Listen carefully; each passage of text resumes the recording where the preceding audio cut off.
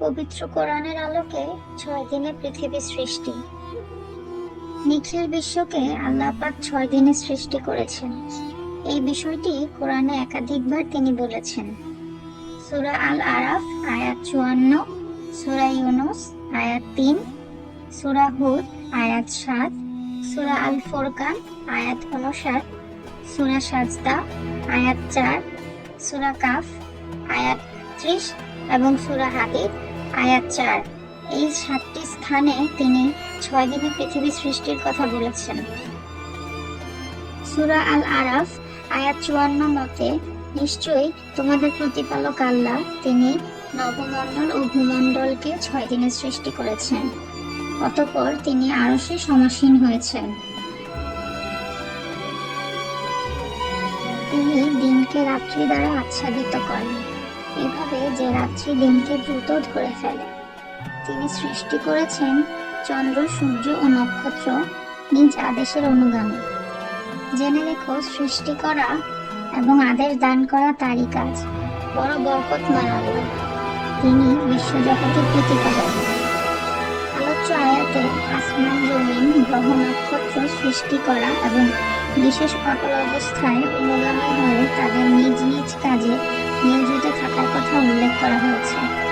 এই প্রসঙ্গে আল্লাহ তাআলার অসীম শক্তির কথা বর্ণনা করে প্রত্যেক বুদ্ধিমান মানুষকে চিন্তার আহ্বান জানানো হয়েছে যে পবিত্র সত্তা এই বিশাল পৃথিবীকে সৃষ্টি করতে পারে এবং বিজ্ঞ জনচিত ব্যবস্থাধীনে পরিচালনা করতে সক্ষম, তার জন্য এসব বস্তু ধ্বংস করে কিয়ামতের দিন পুনরায় সৃষ্টি করা কি কঠিন কাজ?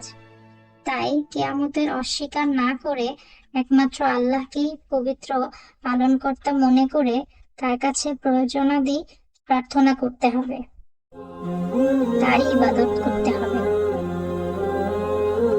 আসমান ও জমিনকে 6 দিনে সৃষ্টির কারণ। এখানে প্রশ্ন হতে পারে যে আল্লাহ তাআলা গোটা বিশ্বকে মুহূর্তের মধ্যে সৃষ্টি করতে সক্ষম। স্বয়ং কোরআনেও বিভিন্ন ভঙ্গিতে একথা বারবার বলা হয়েছে।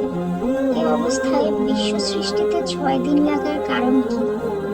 প্রখ্যাত তাফসীরবিদ হযরত সাঈদ ইবনে জুবাইর রাদিয়াল্লাহু তাআলা আনহু এই প্রশ্নের উত্তরে বলেন, আল্লাহ তাআলার মহাশক্তি নিঃসন্দেহে এক নিমিষে সবকিছু সৃষ্টি করতে পারে, কিন্তু মানুষকে বিশ্ব ব্যবস্থা পরিচালনার ধারাবাহিকতা ও কর্মপক্ষতা শিক্ষা দেওয়ার উদ্দেশ্যেই এতে 6 দিন ব্যয় করা হয়েছে।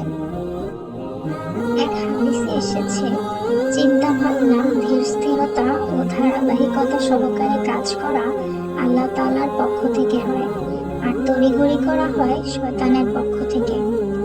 আসমান, জমিন, গ্রহ, নক্ষত্র সৃষ্টির আগে দিবারাত্রির পরিচয়। দ্বিতীয়ত, এখানে এই প্রশ্ন হতে পারে যে সূর্যের পরিক্রমণের ফলে দিন ও রাতের সৃষ্টি। নবমণ্ডল ও ভূমণ্ডল সৃষ্টির আগে যখন চন্দ্র সূর্যই ছিল না, তখন 6 দিনের সংখ্যা কি হিসেবে নিরূপিত হলো? এর জবাবে কোনো তাফসীরবিদ বলেছেন, 6 দিন বলে এতটুকু সময় বোঝানো হয়েছে যা এই জগতের হিসেবে 6 দিন হয়। তবে এই প্রশ্নের পরিষ্কার ও নির্মল উত্তর এই যে সূর্যোদয় থেকে সূর্যাস্ত পর্যন্ত যে দিন এবং সূর্যাস্ত থেকে সূর্যোদয় পর্যন্ত যে রাত, এটা এই জগতের পরিভাষা। বিশ্ব সৃষ্টির আগে আল্লাহ তাআলার কাছে দিবারাত্রির পরিচয়ের অন্য কোনো লক্ষ্য নির্দিষ্ট থাকতে পারে। তেমনি জান্নাতের দিবারাত্রি সূর্যের পরিক্রমণের অনুগামী হবে না। উদাহরণত পরকালের দিন সম্পর্কে কোরআনে বলা আছে যে সেখানে একদিন 1000 বছরের সমান হবে। সে 6 দিন কোনটি? বিশুদ্ধ বর্ণনা অনুসারে যে 6 দিনে জগৎ সৃষ্টি করা হয়েছে তা রবিবার থেকে শুরু হয়ে শুক্রবার। শনিবারে জগৎ সৃষ্টির কাজ করা হয়নি। এই 6 দিনের কার্যাবলী নিয়ে বিস্তারিত আলোচনা সূরা হামিম সাজদার 9ম ও 10ম আয়াতে বলা আছে। রবি ও সোমবার এই 2 দিনে পৃথিবী সৃষ্টি করা হয়েছে। মঙ্গল ও বুধবার ভূমণ্ডলের সাজ সরঞ্জাম, যেমন পাহাড়, নদী, খনি, বৃক্ষ, সৃষ্ট জীবের পানাহারের বস্তু সৃষ্টি করা হয়েছে। বৃহস্পতি ও শুক্রবার সাত আকাশ সৃষ্টি করা হয়েছে। এই 6 দিনের তাৎপর্য সম্পর্কে এতটুকুই বলা যায় যে আল্লাহ তাআলা চাইলেই এক নিমিষে সবকিছু হওয়া বলে সৃষ্টি করতে পারতেন, তবে বিশেষ হিকমতের কারণে তিনি তা করেন। বরং প্রকৃতির সবকিছুকে ধারাবাহিক ও নিয়মবদ্ধভাবে করেছেন, যাতে তা মানুষের জন্য শিক্ষণীয় হয়। তাছাড়া আল্লাহর নিকট প্রত্যেকটি বস্তুর একটি নির্দিষ্ট সময়সীমা আছে। এ থেকে আমরা যা শিখলাম, একজন প্রকৃত মুসলিম ব্যক্তি কখনো কোনো কাজে অহেতুক তাড়াহুড়ো করে না, বরং গুছিয়ে ধীরস্থিরভাবে বুদ্ধিমত্তা খাটিয়ে যে কোনো কাজ করে। এতে করে সেই কাজে